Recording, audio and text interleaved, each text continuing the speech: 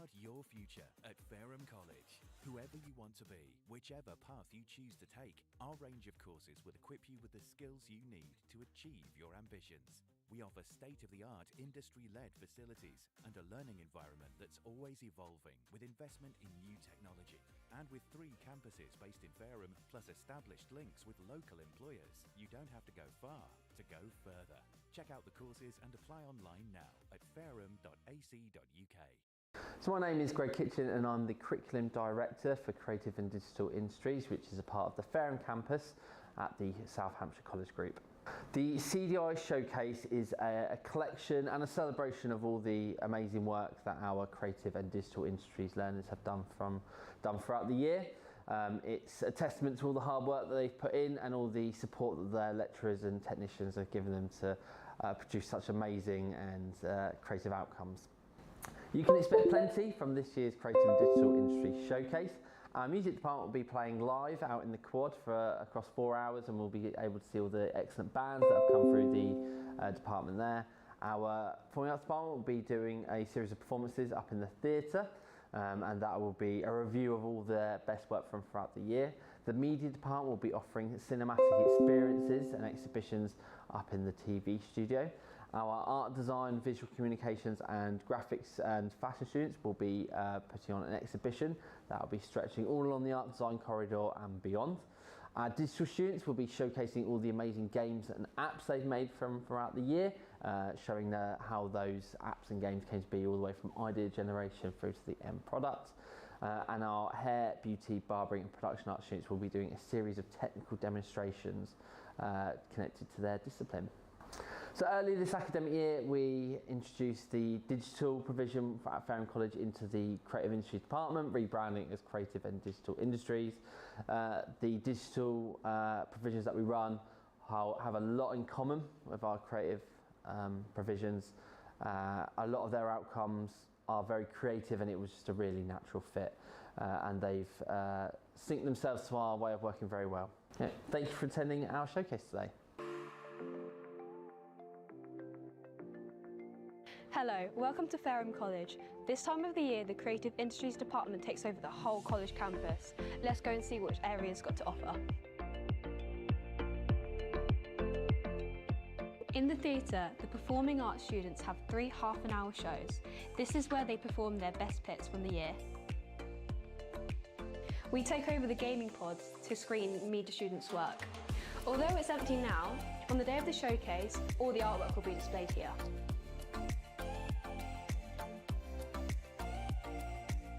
Now we're at the salon. This is usually a very busy place because on showcase day, they're preparing for the catwalk. The students will come here to showcase their work, and this year the catwalk's theme is shows and musicals.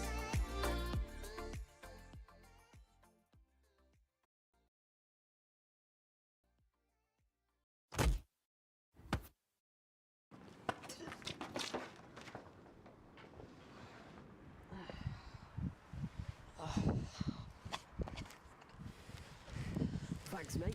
You're gonna have a great time with this.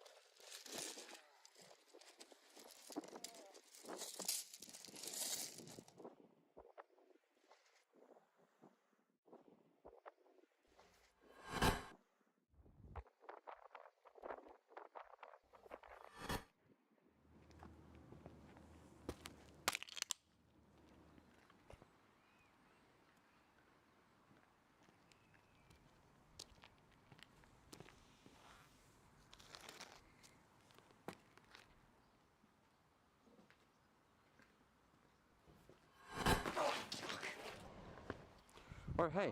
Are you alright? Yeah. Oh, I've been through worse. I'm Huxley. So, how did you just appear there? I don't know what happened there. It's all a blur. Well, you weren't there a moment ago.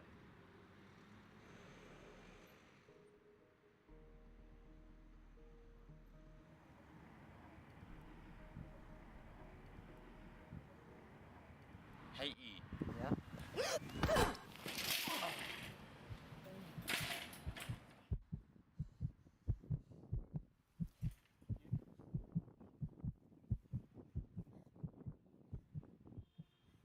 You can teleport. You just need a little bit of help. You didn't need to kick me that hard. Okay, listen. Don't get carried away. This doesn't mean you get to play God. By the way, meet me there in 2 days at 11. What, why? I barely know you. What? Hey!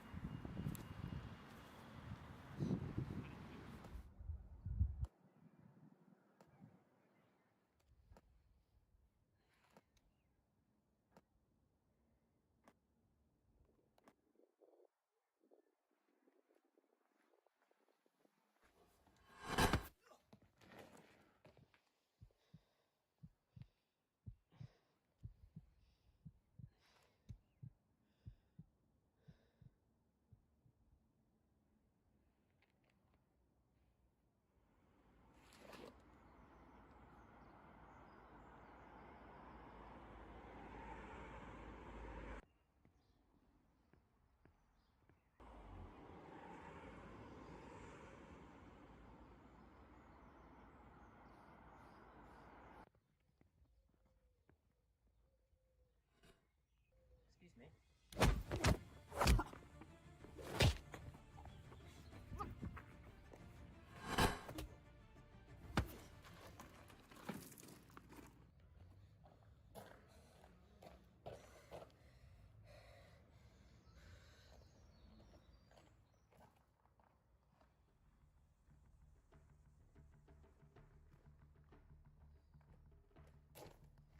Finders keepers, fuckface.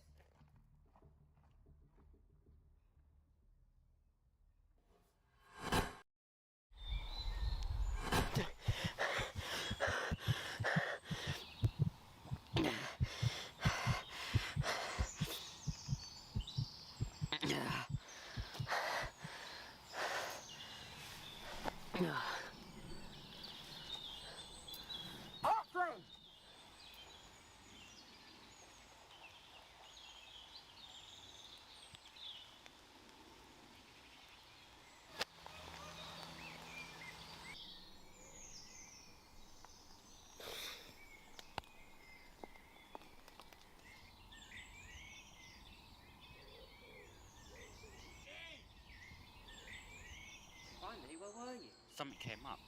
But never mind that. What was that shit on the bridge? Also, I told you not to get carried away. Now you're mugging people. It's just a dick and owner, it's fine.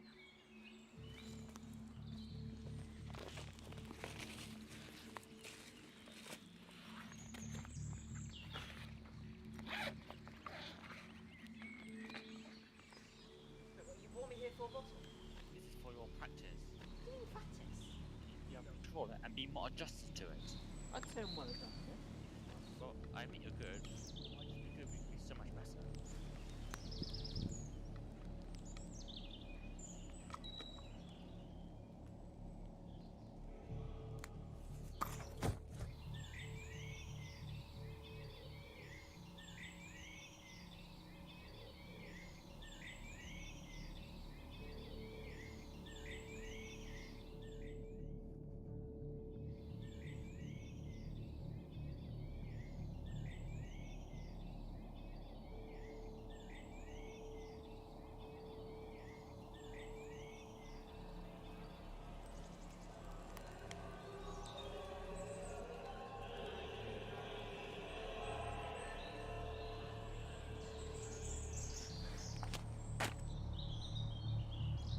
Huxley. What is that? Experiments? Test subjects? What do you want? Am I a fucking test to you? Wait, those test subjects, What do you mean by fatality? Huxley!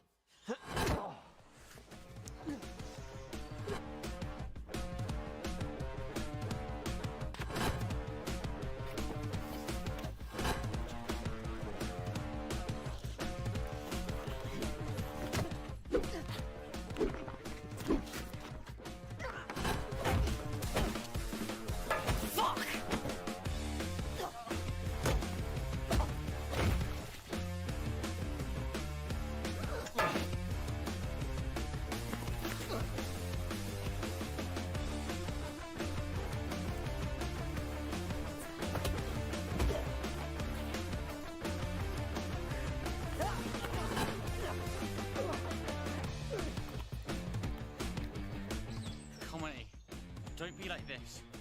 You can still help. You can still be. Shut up!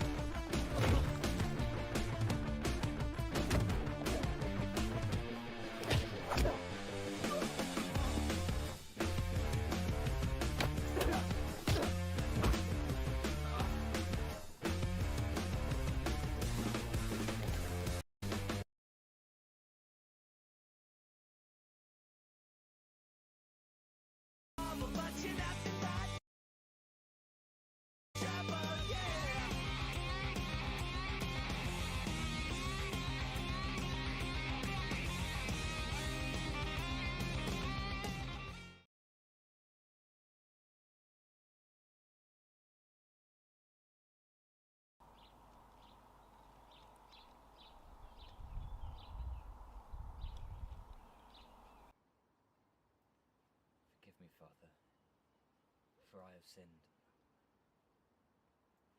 Father? Sir? Penny? Penny! Come on round.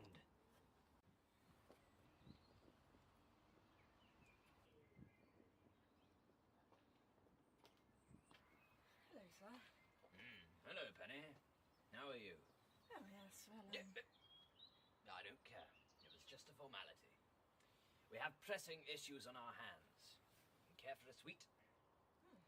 well, if you're offering. I found them on the floor. Ah, I see, sir. Do you recall Tony Stallone? Tony?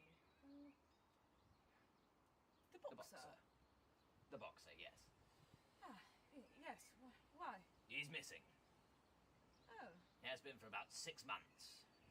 and... No, we haven't found him. Our primary suspect, in fact, the only one we have, the only lead we have is his wife, Dorothy Stallone. Ah, She's a slippery girl, quite like a herring. Damn attractive, too. And also quite like a herring. I see, sir. How so is she like a... herring? A herring? Well, because she's attractive. I could go fishing there any day. Well, I see. What was it that you wanted me for, sir? Well, that's the case. That's the thing. All the men I've sent to question her, they haven't been able to get a word out of her. Unless, of course, it's a known. Ah, Yes. I feel if anyone can see past her sexual allure, it's you. okay, sir. I'm sure I can... Yes, that? yes, I'm sure you can. I'm sure you can. So, what do you say, Penny? Can you solve the case? Well, I can do my best shot at it. Well, very well.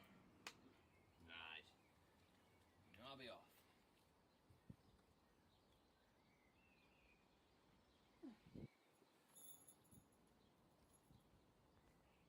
Dead end.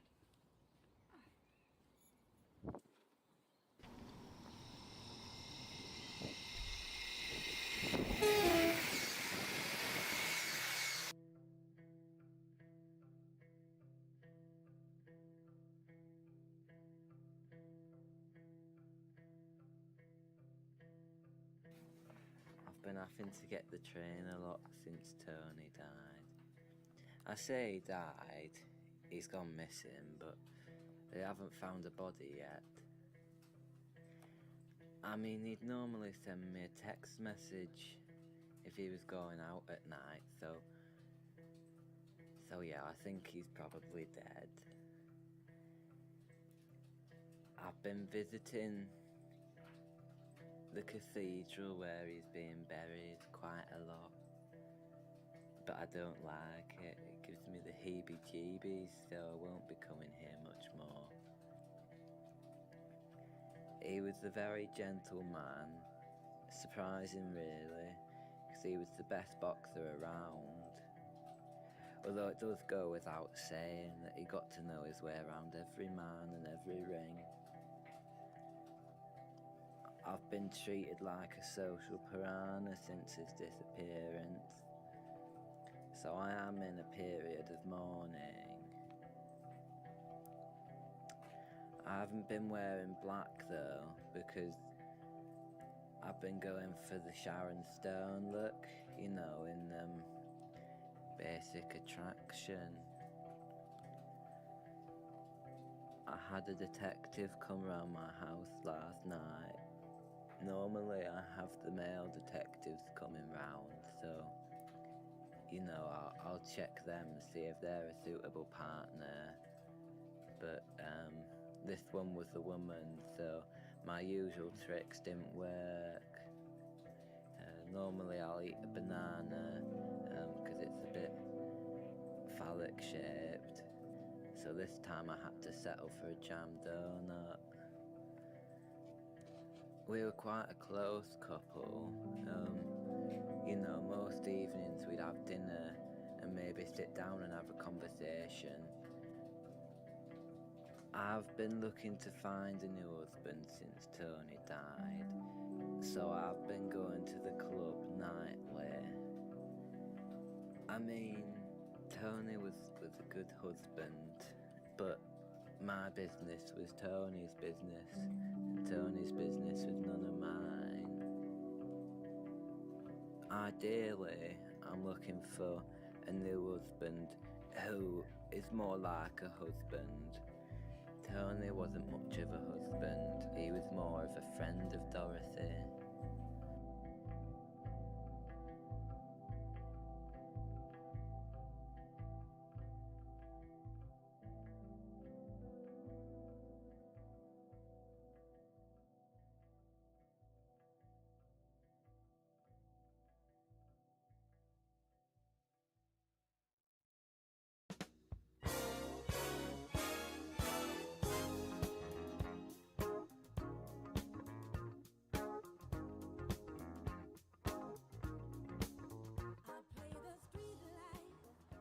My name's Harry, and this is my best mate Freddie, or as the boss likes to call him, Fatso Freddy, which I think's quite harsh. I bet you're wondering why the two of us are cramped in the feet of 500. Let me explain.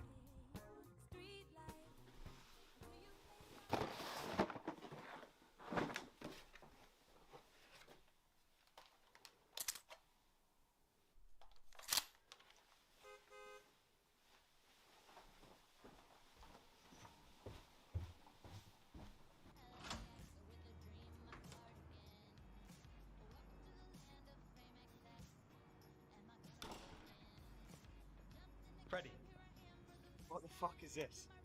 What does it look like? It's the Jag. It's got a fuel leak. It'll be fixed in a couple of days. So whose car is this then? It's my mum's. She let me borrow it for a couple of days while the Jag gets fixed. So you're telling me we're going to a drug deal in your mum's car? Yeah?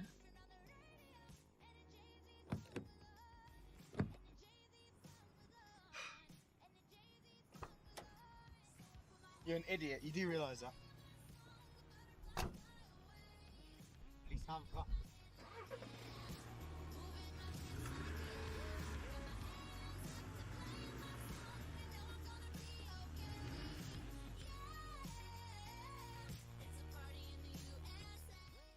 Enough about the car. We're here for one thing and one thing only, a bag. This bag contains about £100,000 and used to belong to our boss, Frankie, but was stolen from him, so he sent us to get it back. This guy thinks he's here to get a shit ton of drugs for it, but that ain't happening. How, you might ask? Just watch and learn.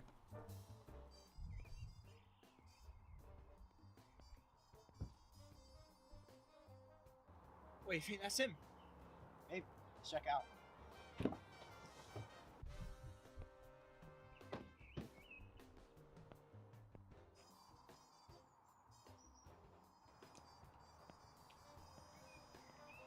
Oi, where's the stuff then? He's got it. I ain't got it. I thought you got it out of the car. I thought you did. Freddie, you had one job. How the fuck have you forgotten? Go get it then.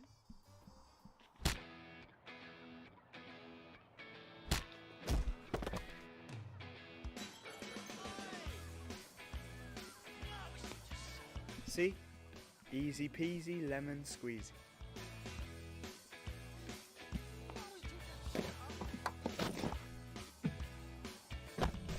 Confidence is a preference for the habitual voyeur of what is known as. A morning suit can be avoided if you take a route straight through what is known as. John's got brewer's fruit, he gets intimidated by the dirty pigeons. They love a bit of him. Who's that gut lord marching? You should cut down on your fault life, mate. Get some exercise.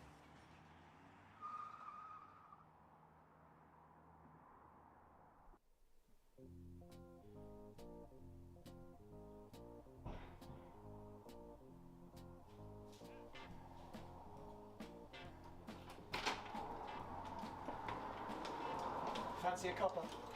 Yeah, go on.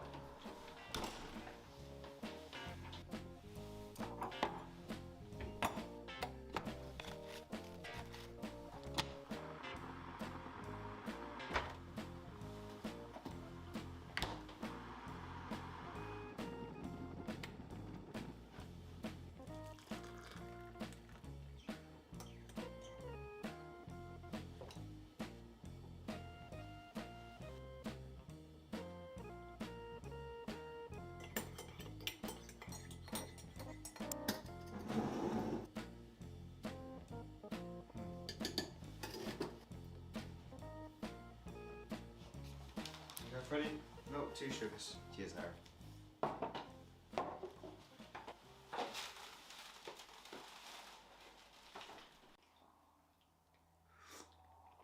So, when are we taking the money back to the boss?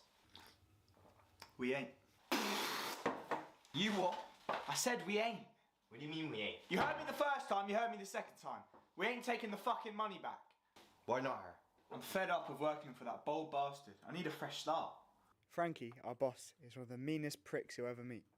He only allows things to be done his way, and one little mistake, he's chopping you up like a piece of meat. He also pays us peanuts because the bloke's a greedy bastard. You can see why I want a fresh start, eh? I'm not getting involved in your shenanigans. When's your funeral then?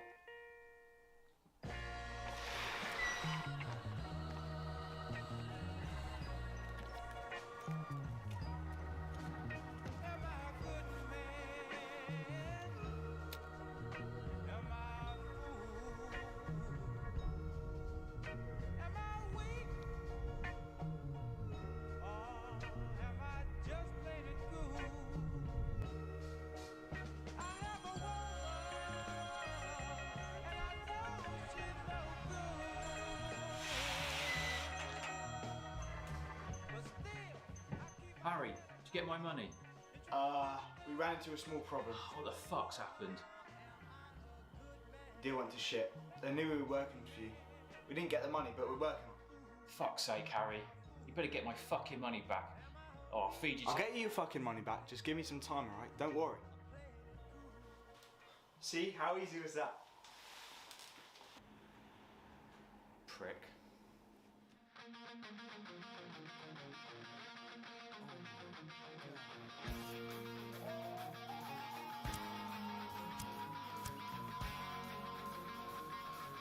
This is Tommy, also known as Tommy Gunn.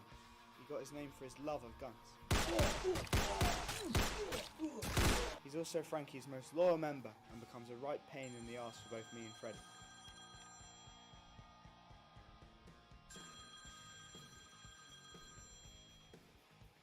Tommy, my son, how you been?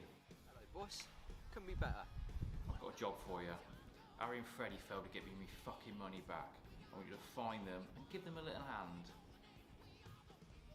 Where do you want me to start? Try Harry's place, but if not, try the safe house. On it, boss. You leave it to me.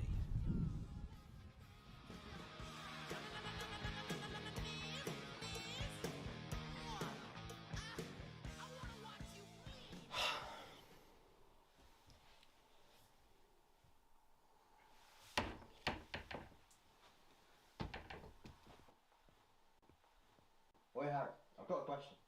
So what's your plans for this then? First, I'm going to stash the money here in that old suitcase on top of my wardrobe. Then I'll head to a hotel for a few days until shit quiets down. Finally, come back here to get the money and everything else I need to.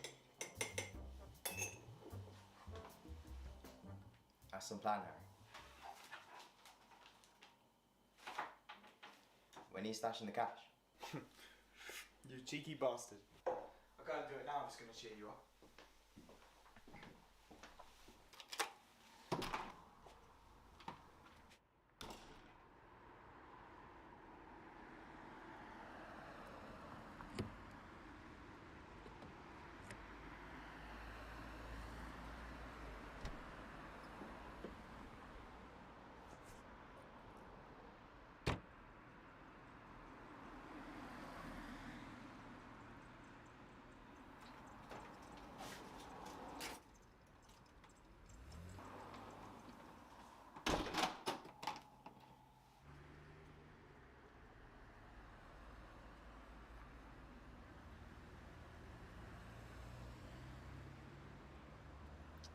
Boss, I think someone's been telling porcupines.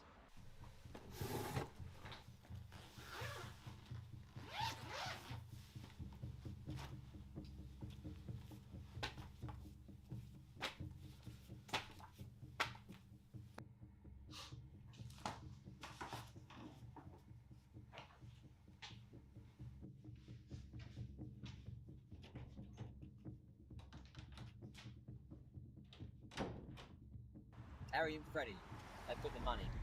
Oh, those cheeky bastards. What do you want now? I want my fucking money back, and I want to have a word with those pricks. I'll teach them a lesson of respect. You got it, boss.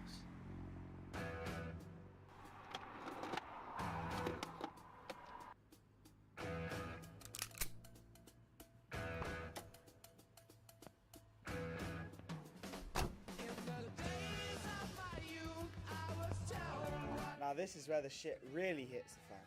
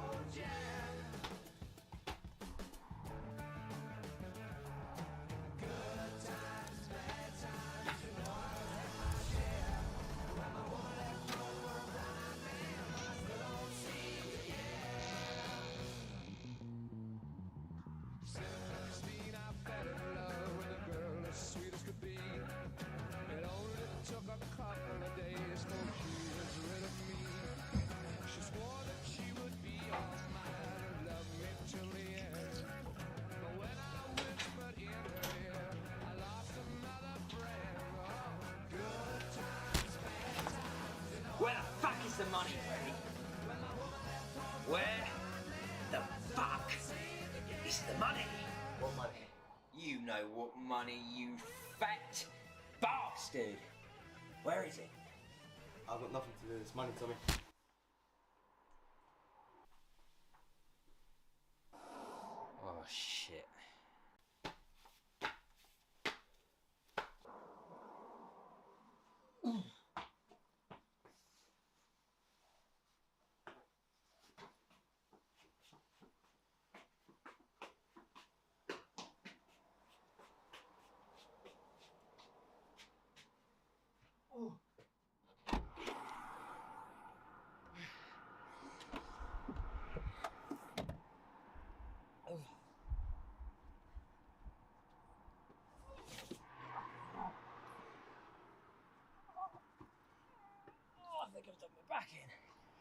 Hang on.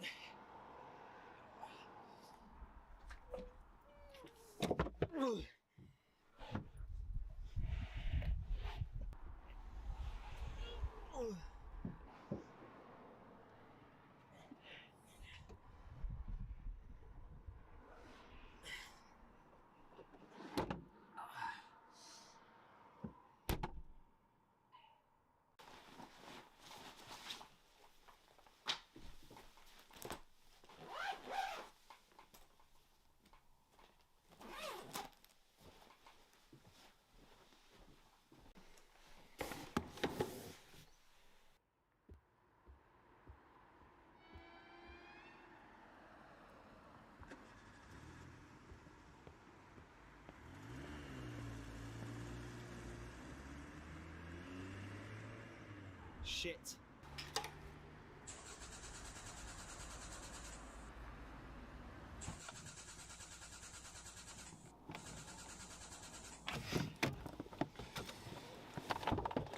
Fuel leak, what a load of bollocks.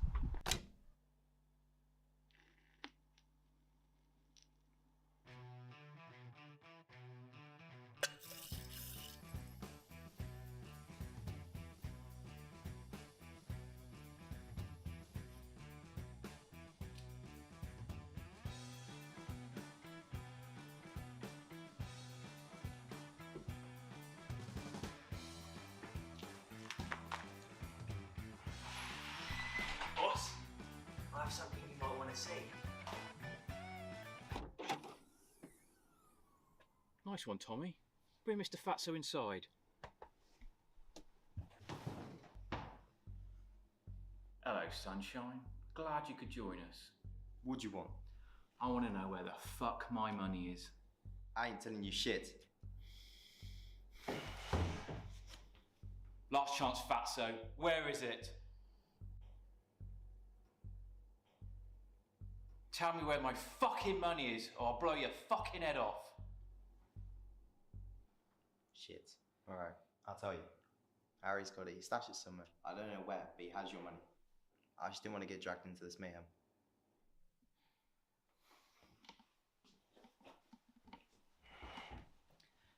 I've always liked you, Fatso. But what the fuck does Harry want with my money? He's fed up of being a gangster. He wants a fresh start. Wife, kids, where he knows that's it. For fuck's sake, you find him quick before he disappears with my money. Where are me cigarettes? Over there, boss. Want me to get them for you? No, it's okay, Tommy. Need to stretch your legs. Right, boss. Just off for a quick piss. My past are restless wander. My days and nights. Do you want one, Freddie? No thanks, I don't smoke. World of misery. The bonds of restitution. We're closed. Now laid so carefully. I said we're closed. Oh, look who's turned up. My brain so easily. What's that? A fucking water pistol? You ain't got the fucking minerals.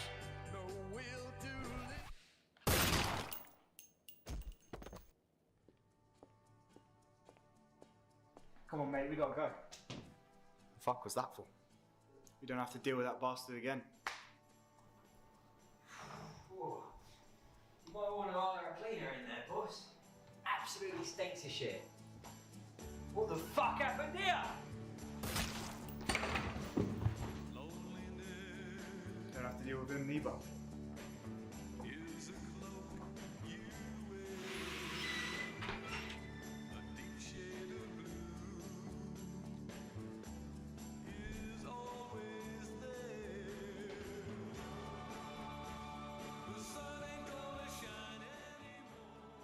So I'm finally a free man.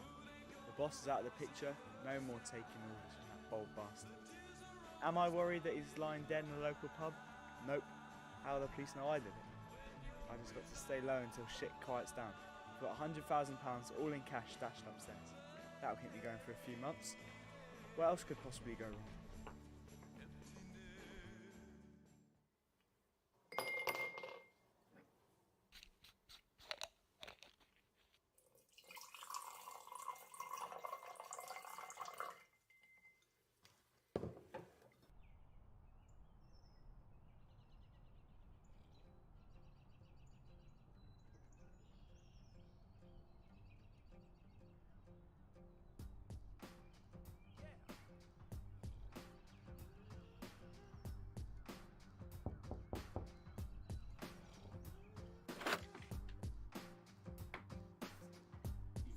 taking the piss.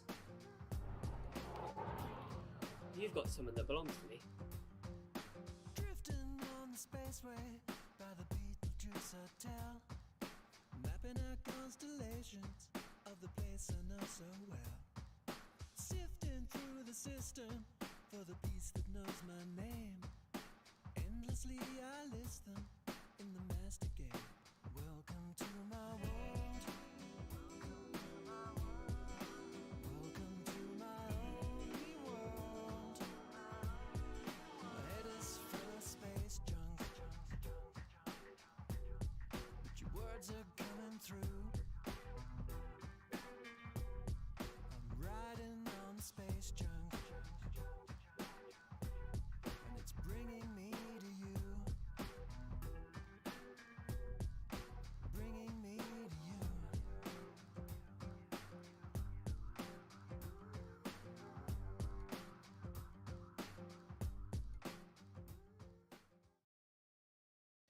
Sport. Whether you're a builder or an office worker, a student or a teacher, I can almost guarantee your weekend looks something like this.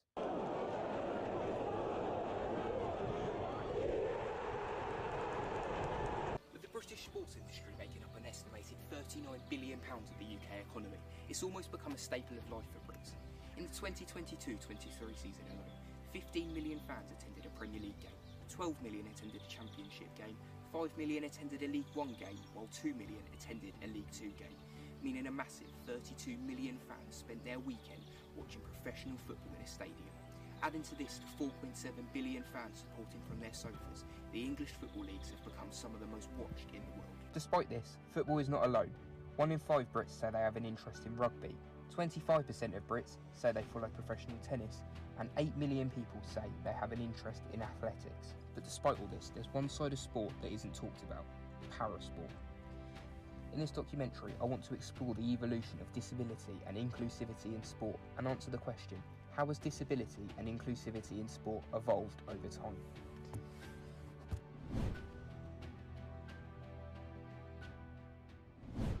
Parasport is defined by the Cambridge Dictionary as a sport that people who suffer with disabilities can participate with. In order to discover whether there has been enough positive change over the years, we need to look back at the history. According to a document published by the Royal College of Edinburgh, the first record of disability in sport was held in 1948 when England hosted the first wheelchair games. The event took place at Stoke Mandeville Hospital, where 17 men with spinal injuries took part in an informal game of archery against residents of the nearby Star of Granite care home. The care home looked after ex-servicemen. According to the same document, there is little evidence that there is any sort of disability in sport before the Second World War, and even in the years after, it was only used as a form of socialising. One exception of this, however, was when the French started the Comité des Sourds Muets, which translates to the deaf-mute community. This was one of the first things that started to educate people internationally about deaf people and show them that they can also get involved in sport. The deaf-mute community was established in the year 1924, 100 years ago. In order to gain an insight on how disability and inclusivity has evolved in sport, we need to look at the present day as well. To do that, I spoke to the manager and some players at Worthing FC.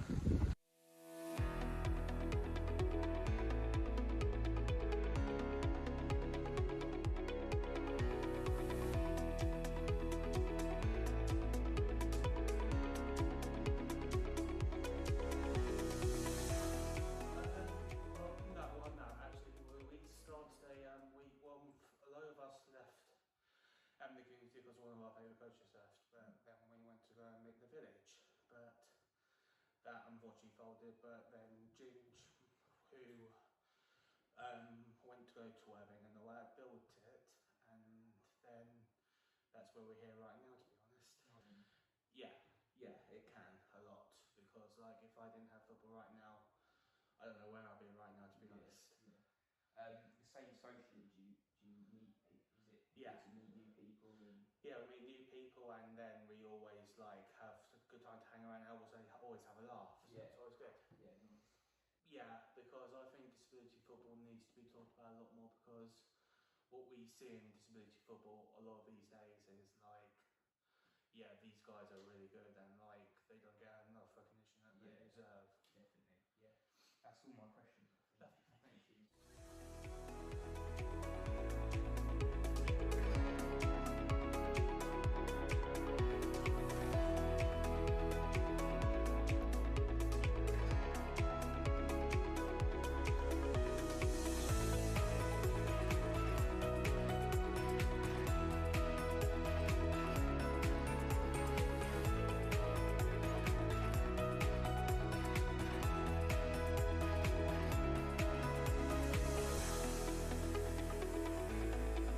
To find out some information about the background, I spoke to the manager.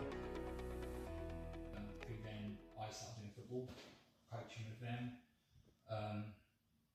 Worked with Brighton and Hove for a while.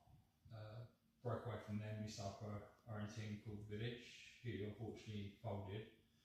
And then me, my brother and my best friend had like 50 odd players that wanted to stay with us. So we approached George Dow, the owner of Worthing, and said we want to start a disability football team.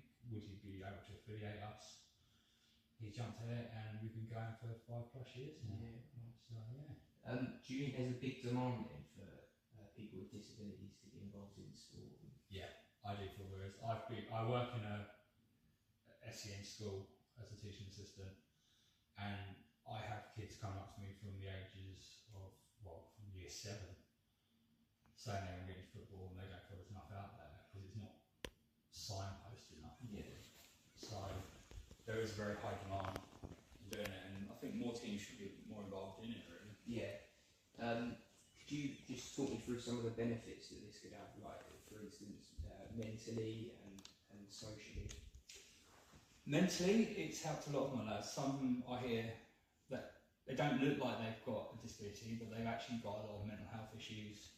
And just socialising once a week down here with their friends, playing in the league, because we play over at Lancing in the Sussex Disability League, but we've also just started over in Hampshire, playing in their Disability League. And the travelling to and from the games is the banter. That's what all the lads and some of the girls really like. Yeah. Hearing them in the car or the minibus afterwards, I tend to try and put my headphones in because I have to drown them out. They enjoy it a lot more. The socials are really good and all that. And a lot of them become quite good friends away from here. They sit there and like their Xboxes and stuff like that. I think there needs to be more opportunities, like obviously advertise the leagues a bit more. Yeah.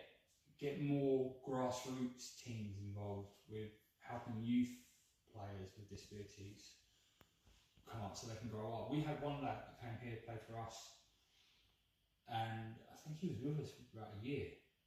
Next thing you know, he's got trials to go and play for the England with disabilities and stuff like that because he actually committed a lot and he enjoyed it. And he travelled away from Crawley down to come train with us. It is out there, it just needs to be more advertised and give more opportunities to grassroots teams to try and provide it. Yeah, that's all the questions I've got. Thank you. No problem. Cheers, thank you. All right. Let's focus on specifically para-football, or pan football. There is multiple different versions of pan football to make sure everyone has the same opportunity. It can look and sound very different depending on who is playing.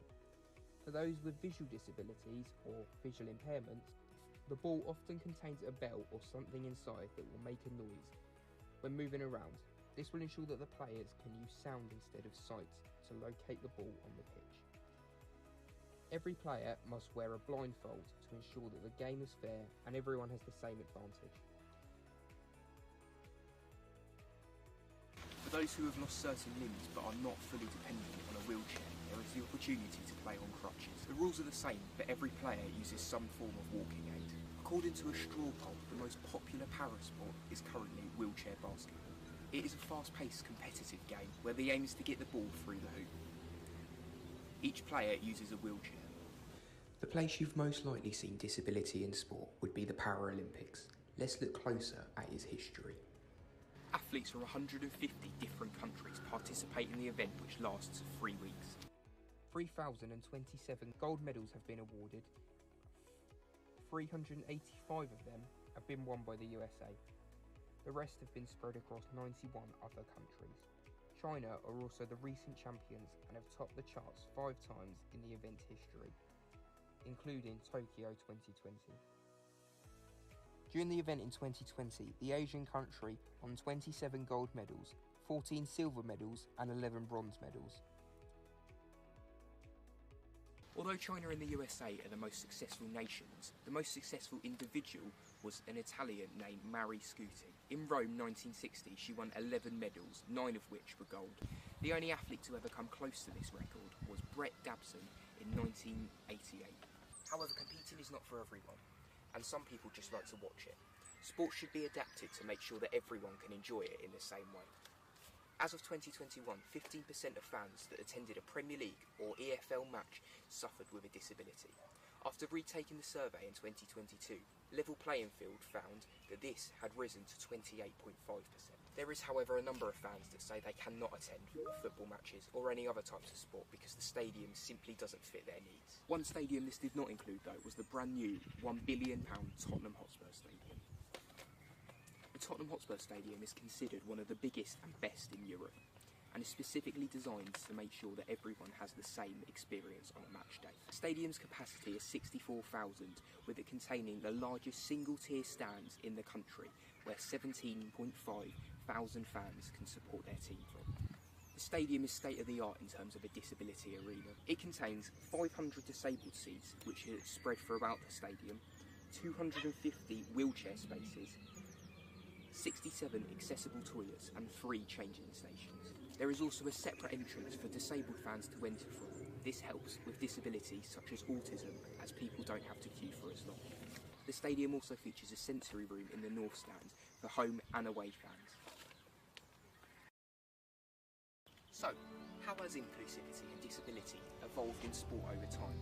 Well, people with disabilities have much better access to it as opposed to 100 years ago. There is much more information about it, and a lot more people are getting educated in the subject to make sure that everyone has the knowledge and understanding, so there is positive change. Football stadiums are now specifically built to make sure that those with disabilities can get around them and access a match day like any other fan.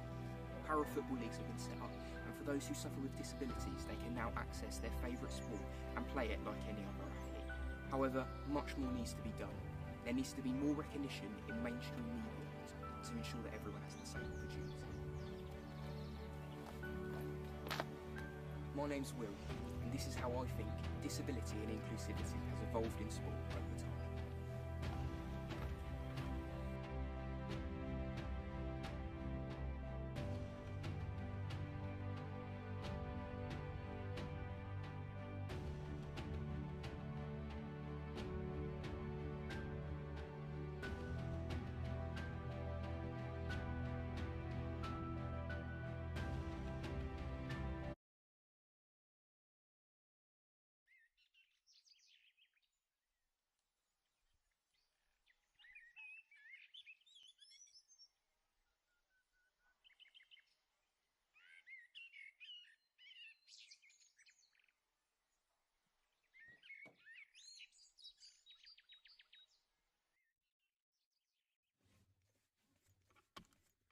So, what did you do today?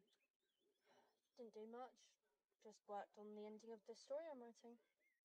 Oh, that sounds brilliant. You'll have to show me the story when we get home. Are you okay? Yeah, maybe. I'm fine though. Are you sure you're okay? Because it just seems like a lot. I'm fine, Mum. I promise. I'm fine. I'm tired and I didn't think I'd get through this day. Maybe you should get some more sleep. You know, when you go up to your room, you never go to bed straight You'll away. never understand it, Mum. You need to understand that when you're tired doesn't always mean you're tired. What? Forget it. It's okay.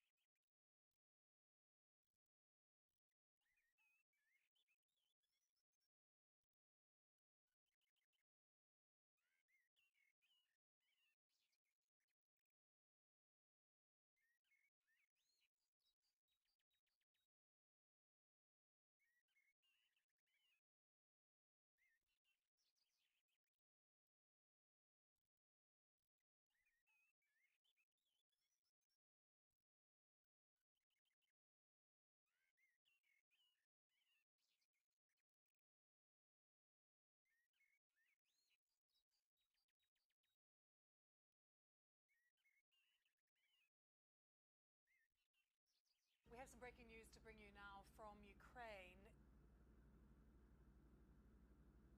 Wow, have you seen this? Israel are killing babies and people are doing nothing about it. Yeah, it's all over the news, Rose. Hang on. Can we just address the elephant in the room for a second?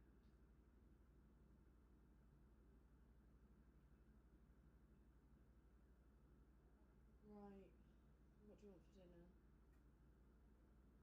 No, no thanks. You have to eat something. You're not going without. Oh my god, I'm literally fine, Mum. Back off! You do not get to speak to me like that. I don't appreciate it. What I'm trying to do is make sure that my daughter is okay. I'm sorry I even asked.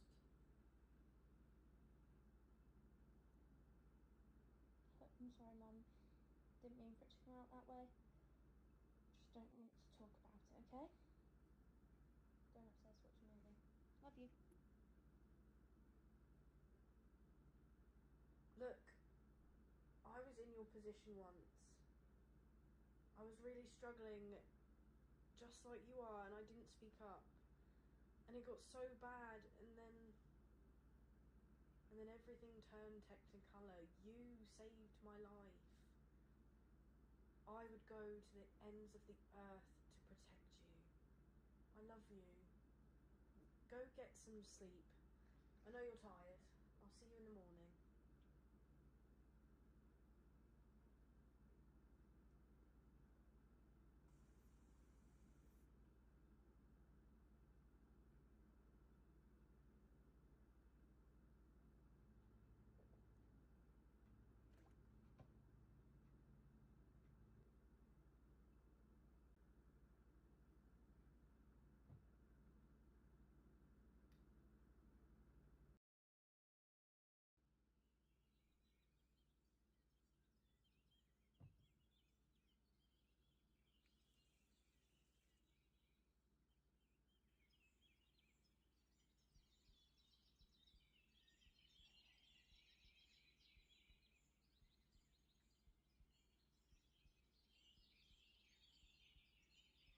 I always appreciate you for everything that you've done for me, Mum.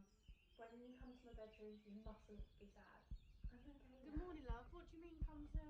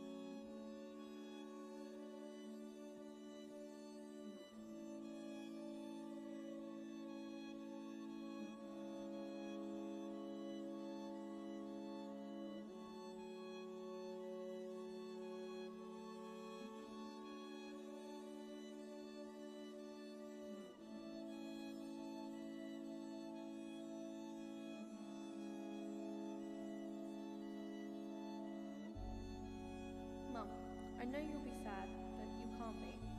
I'm fine. I'm free now. I'm so proud of how far you've come. Your journey doesn't end here. I'm with you every step of the way. Love, Rose.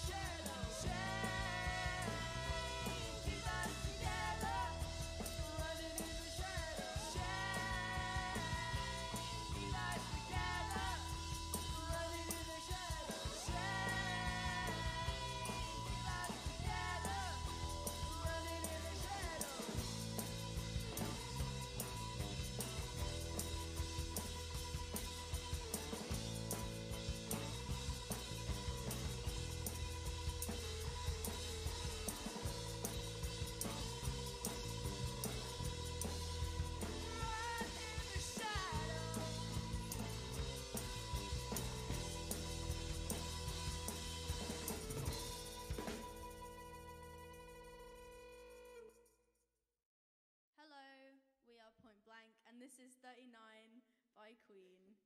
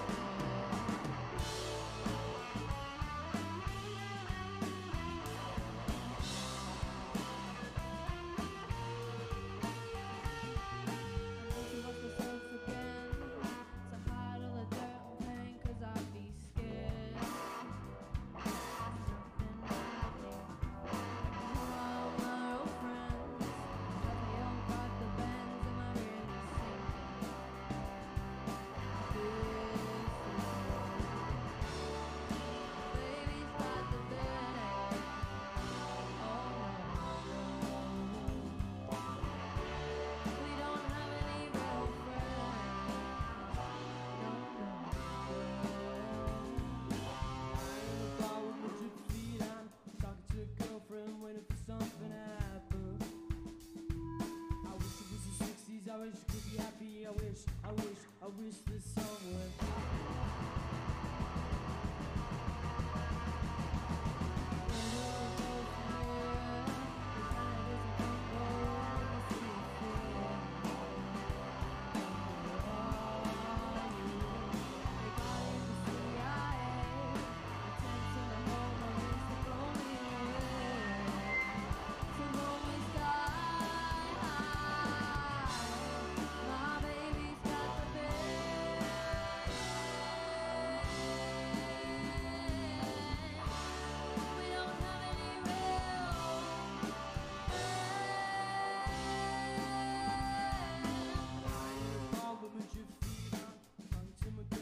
waiting for something to happen. I wish it was the 60s, I wish I could be happy. I wish I'm waiting for something to happen.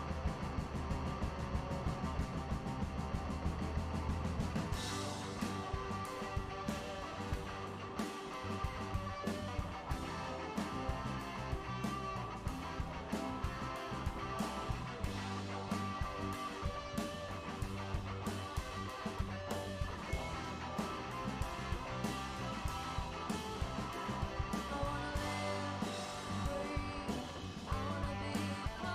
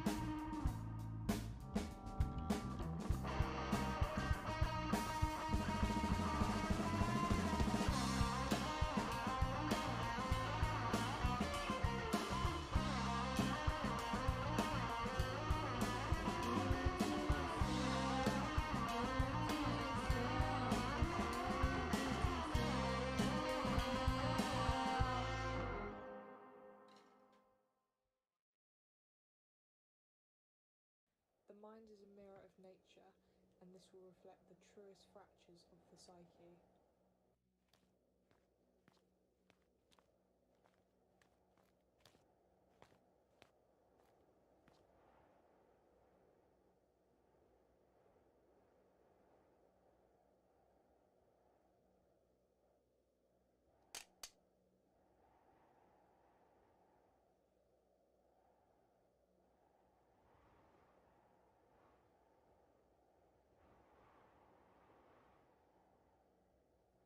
I can recognise this from somewhere.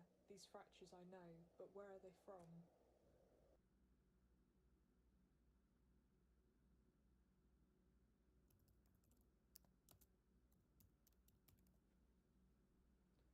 The mind is a mirror that shows true fractures of the psyche. This must be these fractures.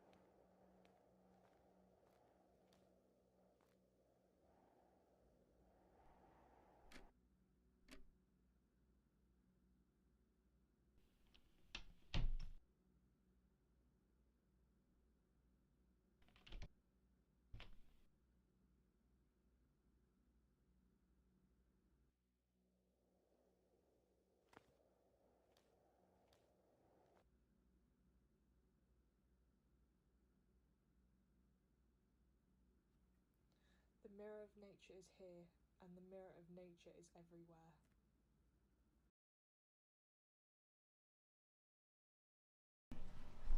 My piece is a contemporary lyrical dance piece about my own personal struggles. I was diagnosed with arthritis in my right knee at the age of 5. Arthritis is a condition that affects your joints anywhere in your body, even down to your eyes. My arthritis affects me daily, some days more than others. However, dance has been something that has always helped me get through. Dancing is something that's helped me find an escape, and it is all I've ever wanted to do. People always told me as a little girl that dancing would not be something that I would be able to do. Although I have faced many struggles throughout the years, I never thought I would be in this position now. The only way I've gotten to this point is with the help of my friends and family, and I want this dance to stay with them forever as a thank you for everything they have helped me achieve. I hope you enjoy.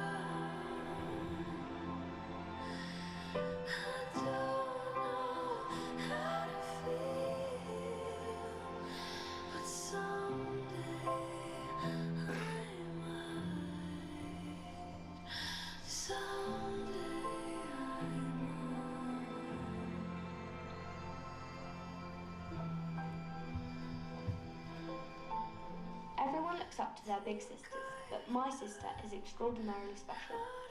At 4, my sister was diagnosed with juvenile arthritis in her knee. It would cause her to be unable to walk some days. But even with her condition, my sister loved dance and has wanted to be a dancer her whole life. But due to her disability, it was difficult. Every day she was faced with agony, but would still go to dance, and at performances she would force herself onto the stage regardless of her knee. She always felt different to others and hated if she couldn't keep up because of her knee, so she worked twice as hard as everyone else. My sister still struggles daily with her knee, but has grown into an incredible person and dancer, and I am so proud of how far she's come.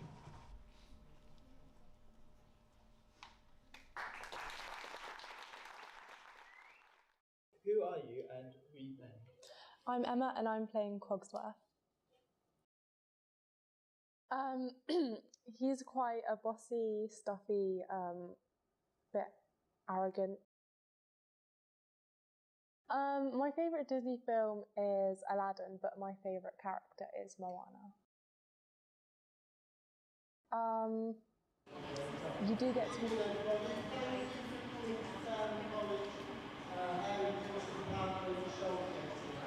Especially tonight, because there is something going on with the tennis, something special episode with Congress or something like that everybody's watching. So thank you very much for coming today.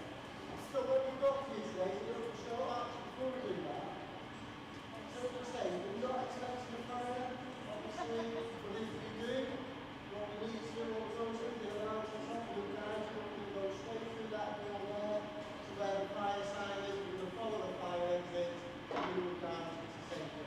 But we're not expecting that today, unless it's going to see or whatever.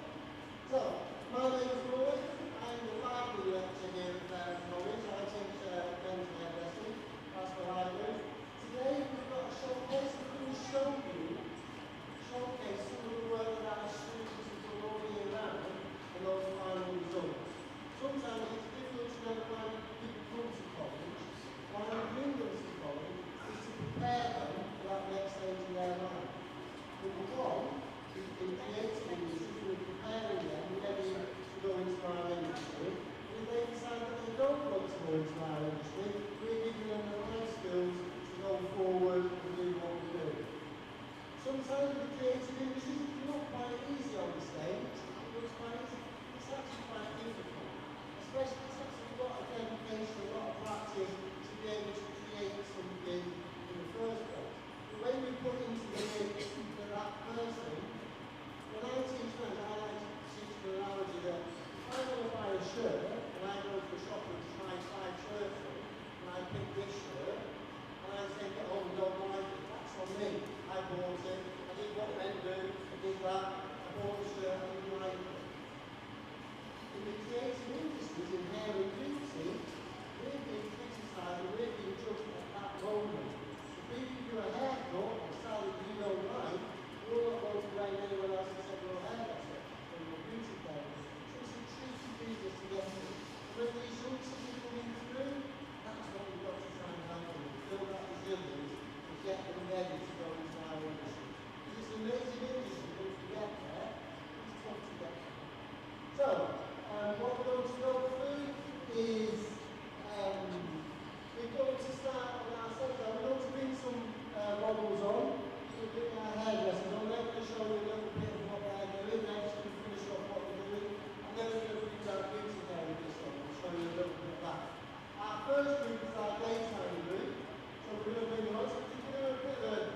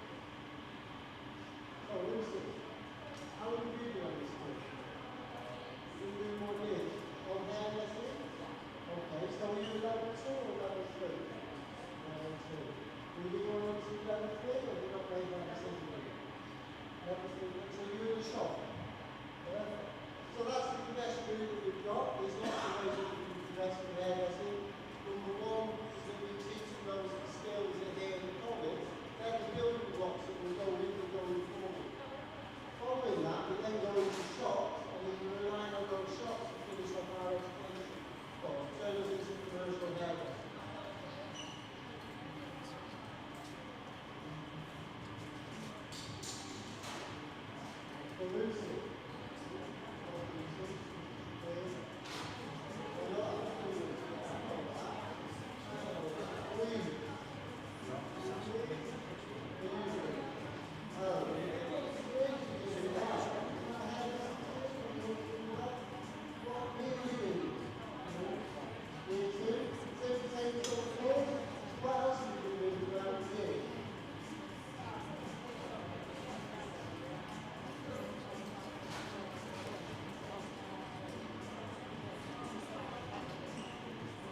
you enjoy your time in college, being with other people, learning together as a group? And did you come to supportive thing?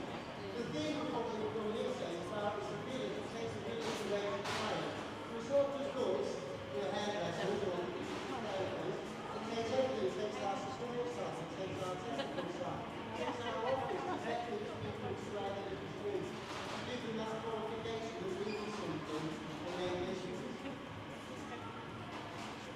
So, Mummy, what year are you? Wow, have you done this already?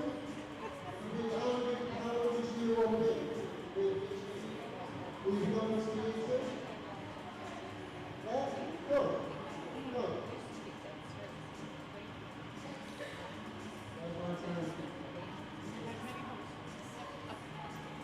Okay. Want to get you to the end?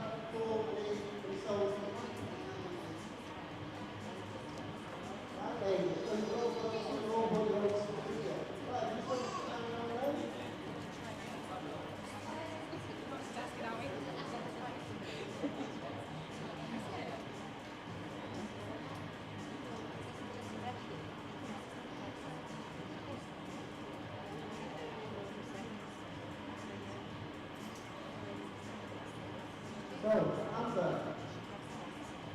what are you doing?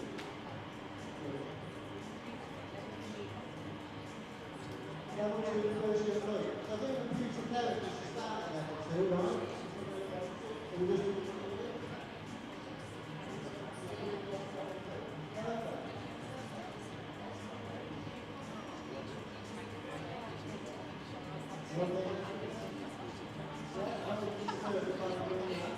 what else did you do on your courses here, apart from doing beauty therapy? Sorry, apart from doing makeup.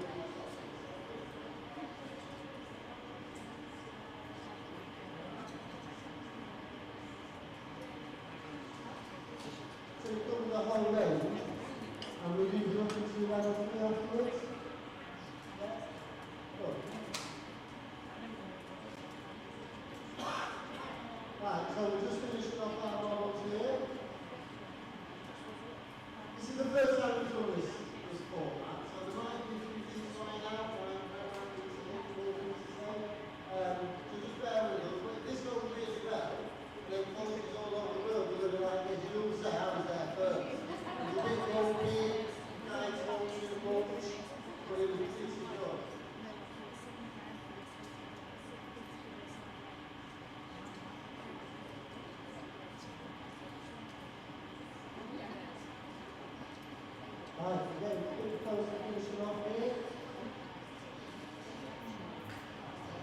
on the back here on the screen, what we did, we ran some videos showing anything else that we do throughout the year to make sure that so you can just see the kind of things that we cover. What's it called? Well, so really nice job there, Saturday. Right, okay. You're both saying now.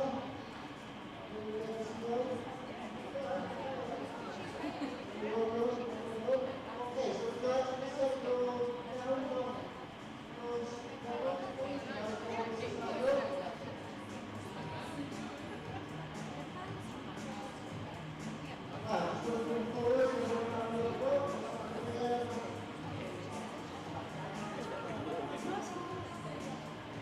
There we go.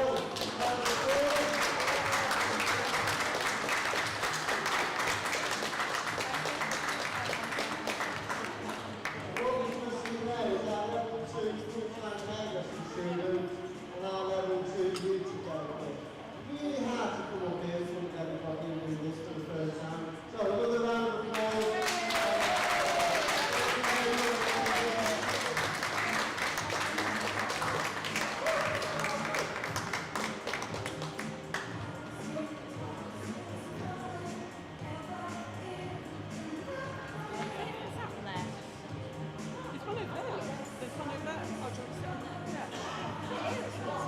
Oh no, it's not for me, it's for Mum.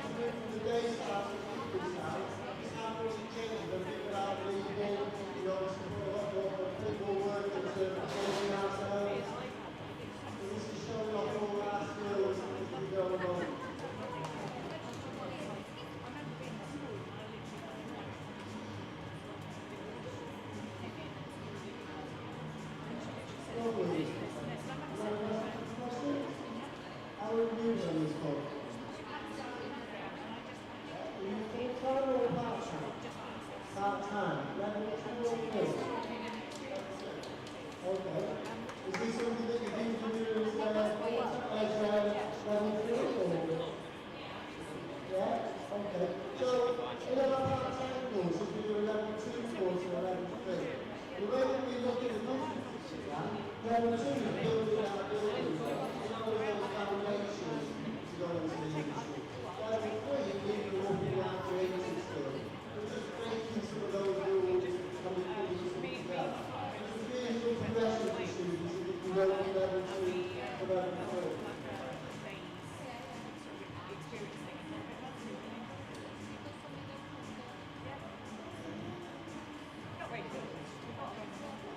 Right, so I hope we get the hair short. When I saw you earlier on, it didn't look like that.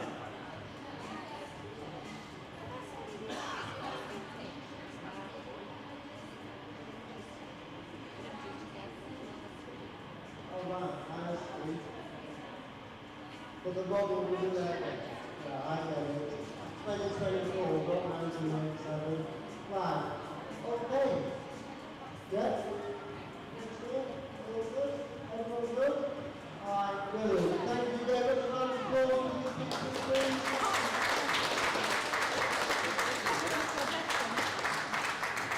And now we're going to bring on the teacher therapist just to finish off our walks. So here we've got Amelia, Meg, Chloe, and Kim.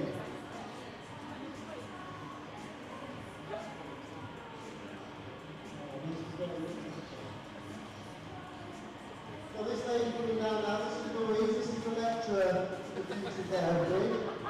So Louise, what else have the students been doing this year?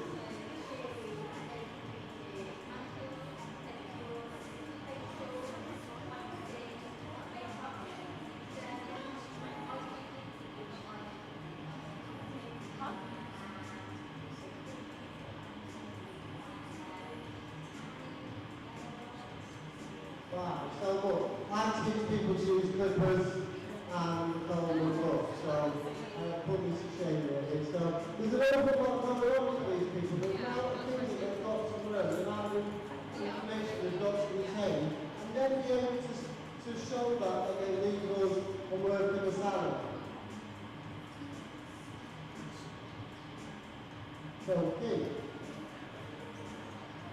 how long have you got this course for, Kim? September. Okay, and you want me to ask you some details. You don't know what that was. So that's a good thing that you got to. So you enjoying the course?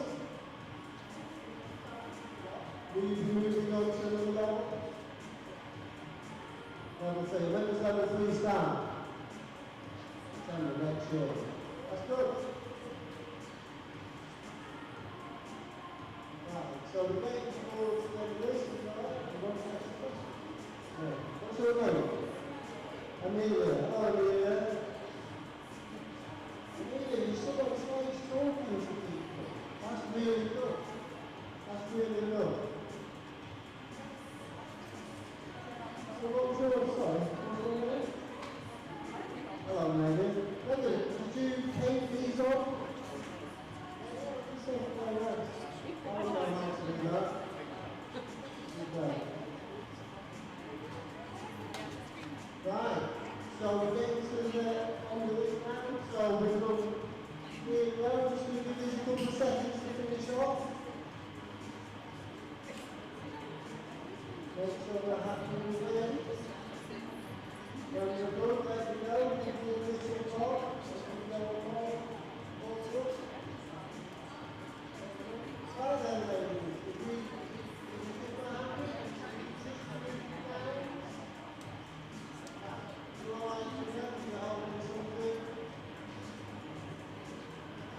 so this is our evening walk, so our show takes place, you can just put a take a stand at the front here.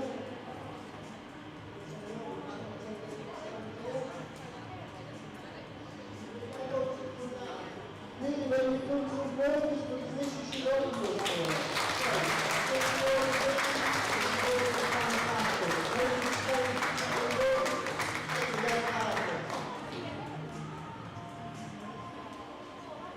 when you see what these young people are like when you first come to us, this is massive seeing the people. It makes us really, really love what we do. Right, this is a little bit different now. I should say this, but we were supposed to have Barbara in this day. Looks like Barbara. But we haven't got much now, I apologise for that.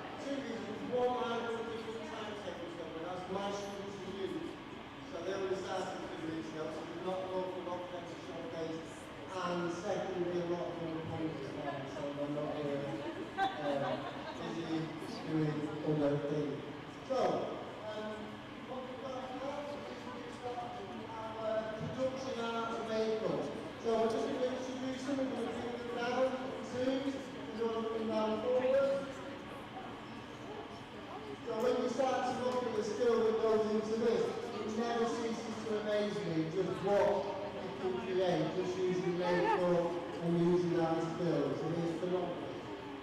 So, can we do it together? Again, this is one of those things that you have to put in perspective that when they come to us, we've done any of this, and now look at what they can create. Absolutely amazing. The next one. I think it's just the creativity that goes to my understanding these things. It's really difficult to right, so maybe go there. And then I think we've got our last two.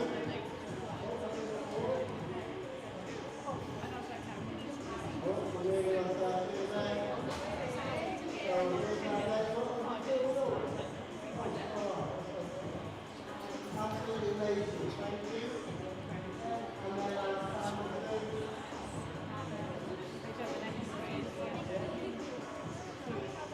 absolutely amazing. And I saw this lady in the t-shirt. That's my makeup, so that's absolutely stunning. So, give a round of applause for these people here.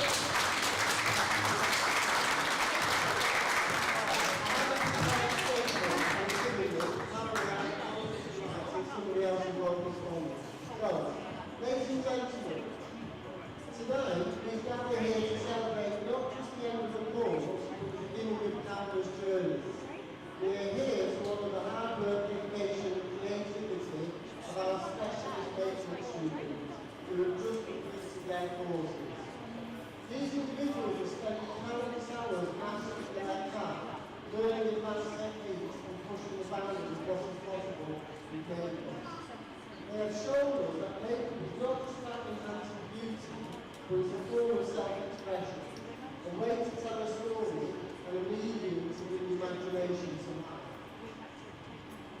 Tonight we will showcase their own creative designs. Each design is a testament to their talent, their creativity and their dedication. Each design tells its own story, a story of their journey, their struggles. It's not easy to get to this point here. Their victories and their growth. As we marvel at their creations, let's remember the countless hours of practice, the patience, the perseverance, and the passion that went into each stroke of the brush.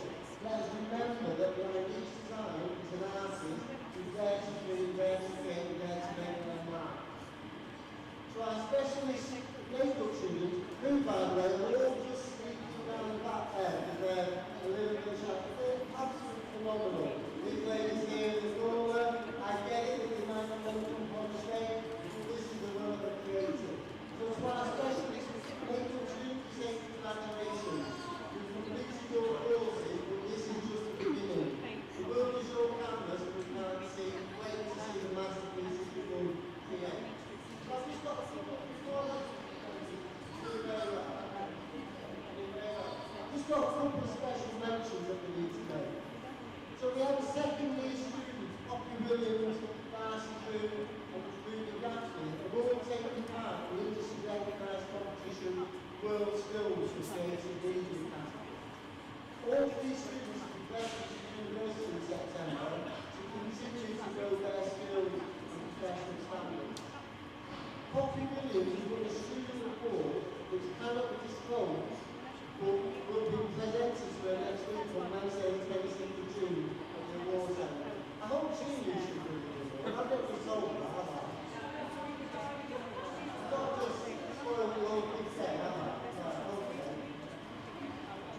Another special mention goes to first year student Jane Hackney, who's a student ambassador, always goes above and beyond to help others in the class and in college events. Welcome to all the students that come together to showcase their excellent work. So, for these people here, really, for these people here, the technicians, the people with the skills, we're all trying really hard to hide down one more person. So let's put our hands together for these talented artists. Let's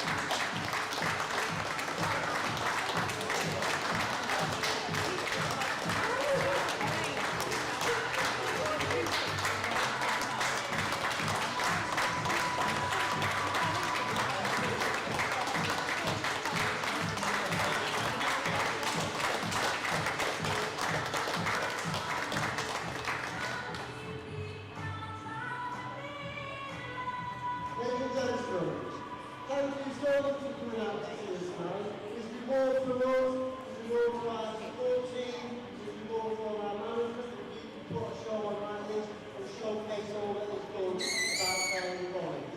But most importantly, it's about these people here, these youngsters that have pushed themselves to the limit, had to go through an awful lot to be here tonight. So one more last applause for these people and thank you all for coming.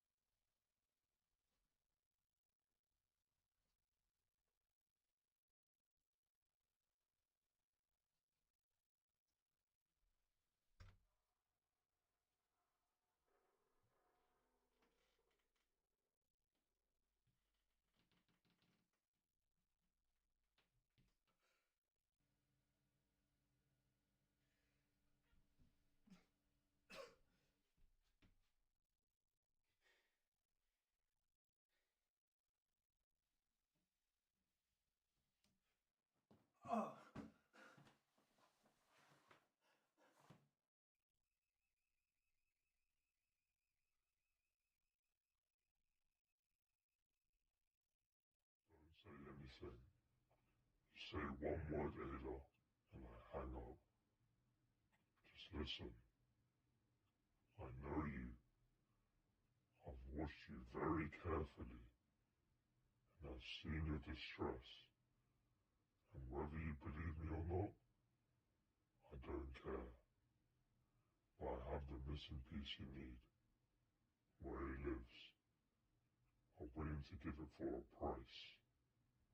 A price paid in blood and flesh. Cut off your finger. You have 5 minutes. Stay on the line.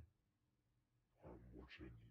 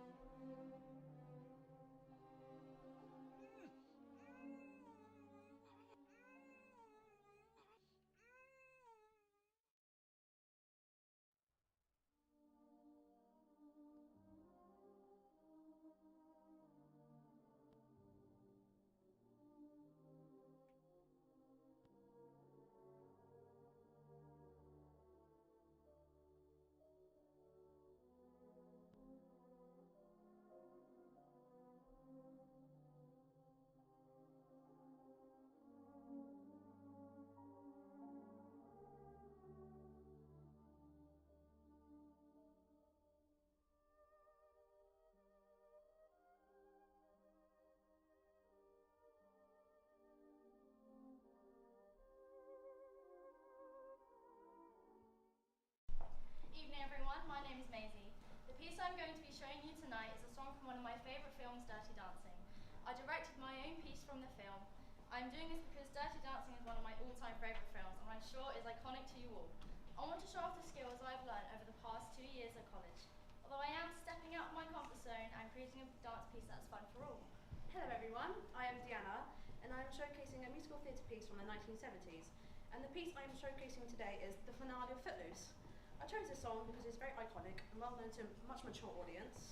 So I decided to choreograph my own piece for it. So kick off your Sunday shoes. And remember everybody, this is our dance space and that is yours.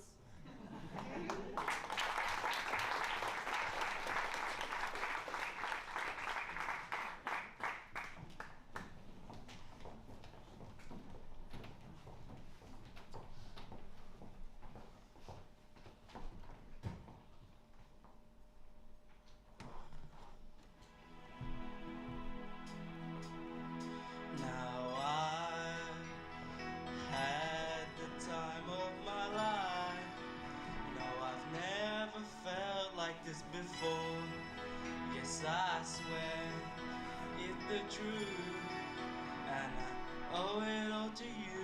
'Cause I had the time of my life, and I owe it all to you.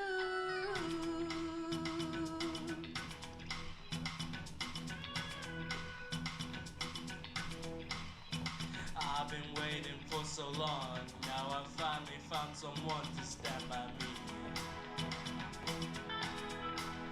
We saw the writing on the wall as we felt this magical fantasy. Now with passion in our eyes, there's no way we could disguise it secretly. So we take each other's hand, 'cause we seem to understand the urge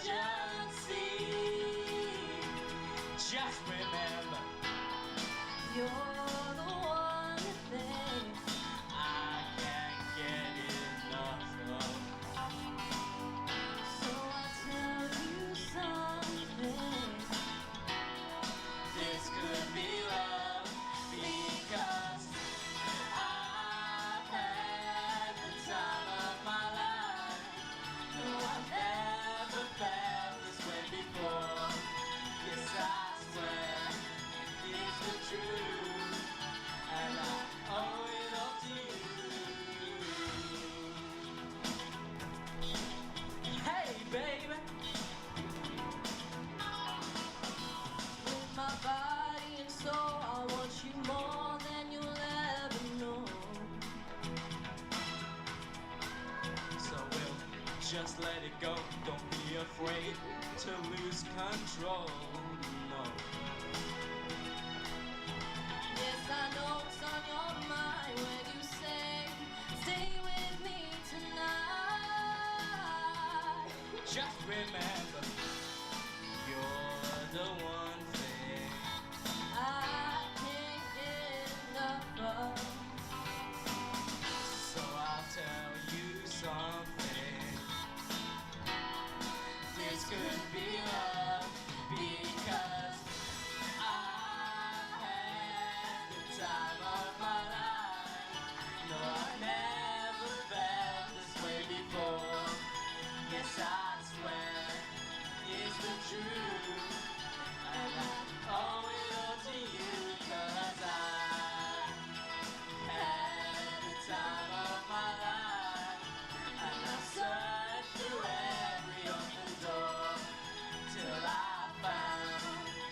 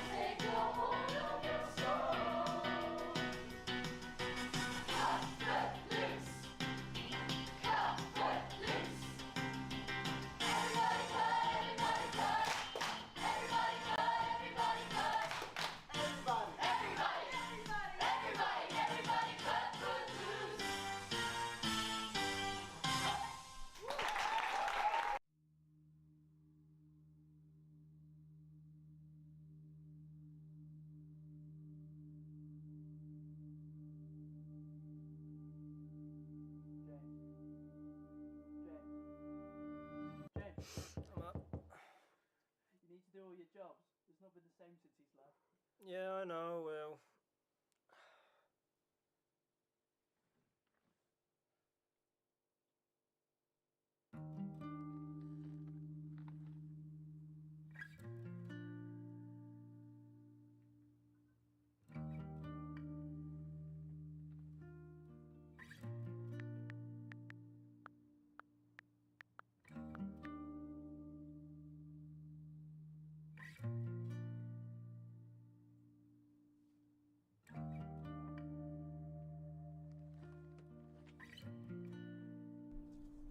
Look at all that wall space. Plenty of space for Bowie. Hate to break it to you, but I don't think they'll let you put posters up in the accommodation. That won't stop me, Jamesy boy. I don't doubt that.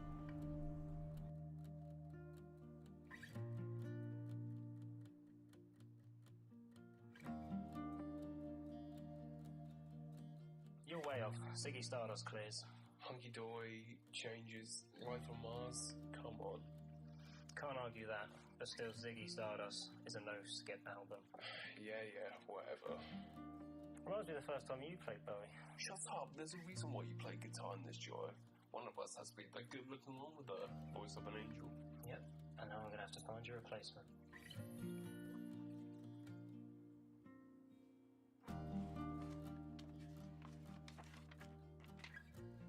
Fascinating.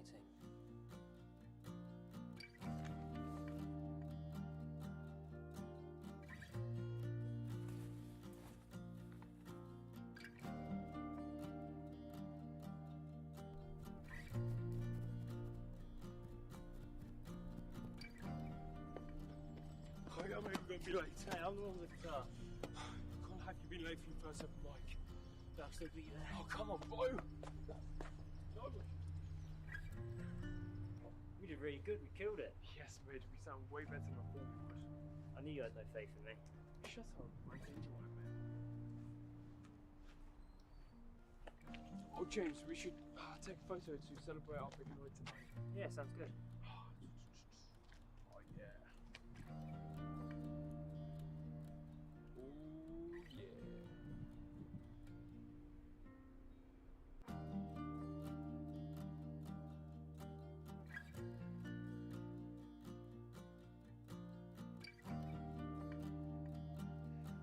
It's worth a try.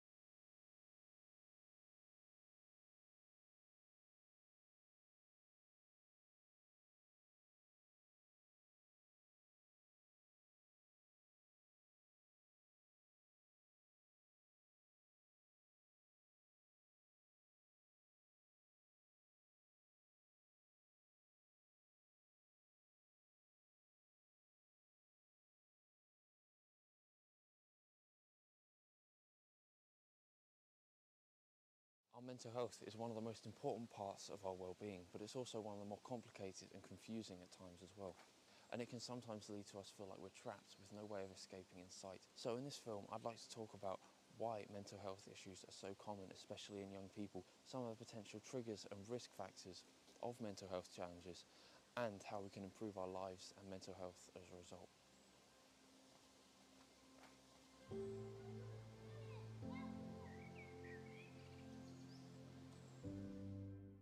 So of course, mental health problems can affect anybody, but it it actually affects people most who are 18 to 24 years old, when this study showing that 34% of young people have had symptoms of mental health difficulties, and that's higher than any other age range. And it's very different to 20 years ago, where they were the least likely group to have these kinds of problems. But how difficult is life really for young people compared to years ago? Well, I found this survey, which asked about 3,000 adults aged 30 and above in the UK and Australia how they thought things had changed compared to when they were younger. And it seems like a lot of people say that many important aspects of young adults' lives have indeed gone worse. And then this is what about 1,400 people in those same countries aged 29 and under said, compared to when their parents were their age. And they seem to agree that things are a bit more difficult now. And then this here is a combined graph showing both age groups' thoughts, meaning that quite a big fraction of the general public think that young people do have it worse now in multiple ways. One solution would be to talk to a professional. However, some young adults feel uncomfortable doing that or have had bad experiences, making them not go back and get the help when they maybe should. These are some statistics from the Mind website which support that, but some of their other findings also state that young people don't really understand mental health all that well, so they might end up talking down the issues that they might have. But what do young people really think causes these kinds of issues? Well, this other study shows what young adults in the US think about that, and 58% of them say they lack meaning, purpose and direction. More than half are worried about money and achievements. 45% say that things are falling apart. 44% think they don't matter to others, and 34% struggle with loneliness, while others are concerned about gun violence, climate change and politics. Something else that can have a big effect on the mental health of young people is social media. Of course, these websites and apps can be beneficial as they allow us to talk to our friends or advance our careers through a business account, but sometimes it can actually make us really quite miserable and we don't even realise. It's all a downward spiral of dissatisfaction and addiction, which I think is highlighted really well in this article. It says that when we're in a negative mood and feeling bad about ourselves, we might use social media more often, perhaps to relieve stress and boredom. But this can then make our mood even worse, causing us to then turn to social media more and more and then continue this vicious cycle. Something else I discovered recently is that if you make a video on something like TikTok, the app can actually apply various filters to what you've recorded without even telling you. And this can be things like clearing the skin, whitening the teeth, or even shrinking the nose. Obviously, this doesn't help body dysmorphia situation at all, and it can really damage someone's self-esteem. And this is all by design. These social media companies do anything to keep us on their apps and keep us far away from the real world, mentally and physically, so that they can continue to make money and stay ahead of their competitors. In fact, they'd probably prefer if we hated ourselves and were miserable all the time, just so that we would continue to spend money on things like makeup products, diet products, and even paid followers, so that they continue the cycle forever. I think it's also good to understand the cons and think about how these apps are really making us feel, both while we're using them and after we put the phone down. And also wonder whether or not it's really worth it to keep checking them constantly when we could be doing something else that's better for us and more fun. I also came across this image here of a survey from about 1,500 young people in the UK, and it shows how they felt different social media apps affected them mentally. And as you can see, YouTube is the only one of the 5 that people actually thought improved their lives in some way, and then the others are all in red, with Instagram there right down at the bottom. Now, I was actually someone that used social media quite a lot, but while I was doing research for this film, I came across a few different things online of people that said they removed social media completely. And I looked at that and I thought that, well, that seems a bit unnecessary, right? I wouldn't need to do all that. I'd like being able to talk to my friends and keep up with people I'm interested in and things that I'm interested in.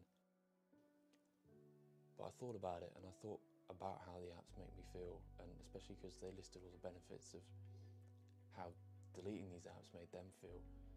And I thought that maybe I could just give it a try, maybe for a few days, and see how that went, see how I start to feel after that. It's been about 2 months since I got rid of social media from my phone, and honestly I really don't miss it at all. I feel a lot better and a lot happier, and I think it's nice that when I go to bed and when I get out of bed I don't have that urge to pick up my phone and start scrolling things that I don't really care about or need to see. And I think I'm a lot more productive too. I spend a lot more time trying new things and learning new hobbies and learning new things about myself. I think it's really improved my quality of life, and I really don't think I'd go back to it. It's got me thinking about what else can affect our mental health and other vicious cycles that we can fall into, which can be dangerous and difficult to escape from.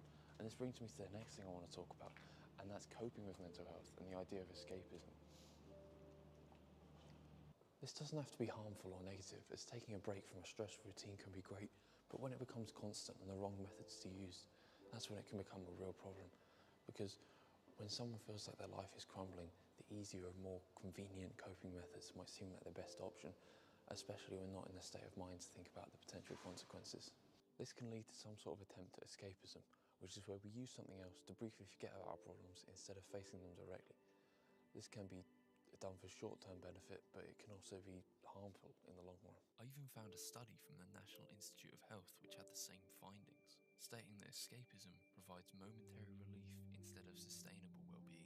I mentioned social media earlier and how that can be an example of bad and excessive escapism, but there are much worse directions that this can go. People might end up binge eating and gain a lot of unwanted weight, or even get into alcoholism, or get a drugs addiction, a gambling addiction, and these things can obviously ruin people's lives. Well, I'm here with Aaron Rogers, who is a wellbeing coach, is that right? Yeah, so wellbeing coach and sort of safeguarding officer for the college. So what would that be like? What is it that you do? So every day, so we look at obviously any referred to wellbeing comments that come in from teachers. So if, for example, your teacher noticed you were having a bad day, they would let us know and we would contact you and just ask you if you wanted to come in and talk to us. We look at if anyone needs any extra support, so for example the counselling in college, or if they need any support outside of college, as well as looking at what schemes and things that we can do in college to help pupils with their mental health and their overall well-being, so that they're okay with their courses and everything they need. Okay, all right. Well, at what point should someone seek help, do you think?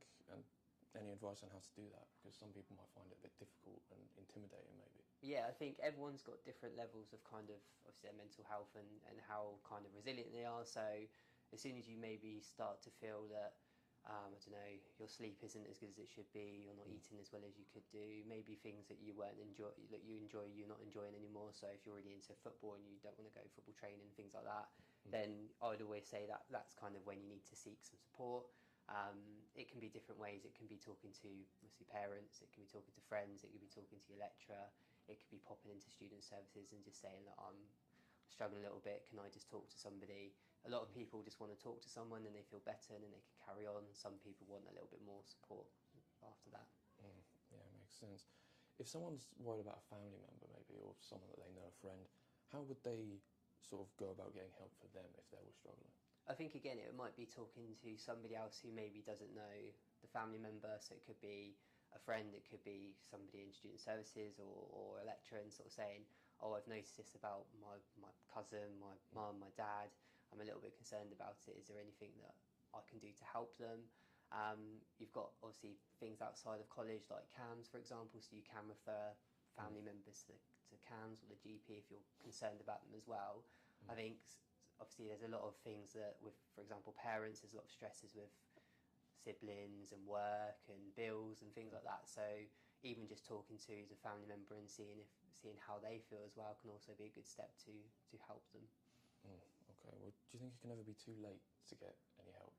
I don't think it's necessarily too late. I think there's always ways that you can help people, even if it's just going, are you okay? You know, you've noticed they've had a really bad week and on the Friday you kind of say, oh, you know, what are you up to this weekend? Do you want to go for a walk? Do you want to go to the shop, get a drink or whatever, sit down and just talk about stuff? Yeah. It's never too late to sort of check in on somebody. I think there's a mass, especially like with blokes, for example, and guys, like there's this thing about we don't have mental health problems or we don't get down. Of course we do, you know, if you notice a friend is really struggling, then just saying, you know, give them a tap on the shoulder, you okay, kind of thing, can make a massive difference. Yeah, for sure. Moving on a bit then, we had the pandemic a few years ago, of course, and do you reckon that had much of an effect on our mental health? I think so. I think it had an effect on everybody. I think we're seeing a lot of people now who spent essentially 2 years inside really struggle with crowds and busy environments. To be honest, I think a lot of people struggle with their resilience as well, and obviously if they're finding something really stressful, really hard, there's kind of a lack of, I'm going to get on and do it. It's a bit more of, I'm really struggling, you know, I don't know what to do. I think we're maybe more afraid to ask for help as well. I think a lot of people struggle with that because they were so used to just getting on with it inside at home that they don't know when to ask for help with that. So I think there has been definitely a massive knock-on effect. I think we're probably coming through it now a little bit. I think we're seeing it a little bit more, people moving forward, that we're kind of through that phase, but I think there's always going to be stuff that people need help with afterwards. Yeah, definitely. And with spending a bit more time inside, we might have spent a bit more time with online worlds and on the internet. Does that affect our mental health at all, do you think? I think so. I think there's a massive thing. I'm not on much social media, but I'm on things like Instagram and Facebook and stuff, and you see like someone will post something and it's just everyone's very negative. It's just basically having a go at somebody or judging people. I think you can never 100%, if you talk to strangers, trust who you're talking to. I think there's a massive reliance on a lot of young people to use social media, and they don't necessarily know how to use it properly, or if they do use it, their mental health is impacted by what people are saying. So I think it's something that I personally don't think it's a good thing, social media, especially if you're trying to become like an influencer or something. Obviously there comes with the mental health side and things of that as well. So yeah, I think it's good. It has its good ways, but I think it's also can be quite negative as well.